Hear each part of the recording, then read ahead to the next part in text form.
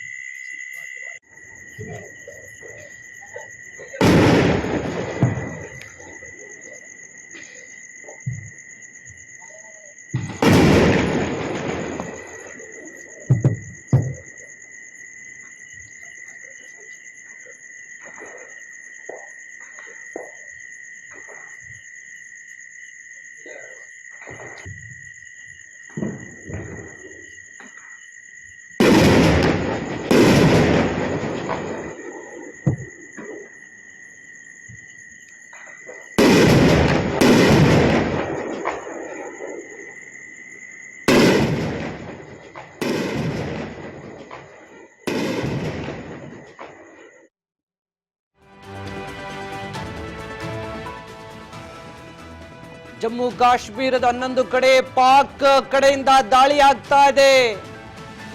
ನಾಗರಿಕರ ಮೇಲೆ ಈಗ ದಾಳಿ ಆಗಿದೆ. ಪಾಕ್ ಡ್ರೋನ್ಗಳಿಂದ ಭಾರತದ ಏರ್ ಡಿಫೆನ್ಸ್ ದಾಳಿಗೆ ಡ್ರೋನ್ಗಳು ಟೂಸ್ ಪಟಾಕಿ ಆಗ್ತಾ ಇದ್ದಾವೆ. ಜಮ್ಮು ಮತ್ತು ಕಾಶ್ಮೀರದ 11 ಕಡೆ ಪಾಕ್ನಿಂದ ದಾಳಿ. ಈ ದಾಳಿಯನ್ನ ಈಗ ಡಿಫೆನ್ಸ್ ಸಿಸ್ಟಮ್ ಇಂದ ಪೀಸ್ ಮಾಡಲಾಗಿದೆ. ಭಾರತದ ಏರ್ ಡಿಫೆನ್ಸ್ ದಾಳಿಗೆ ಡ್ರೋನ್ಗಳು ಉಡೀಸ್, ಪಾಕ್ ಡ್ರೋನ್ಗಳು.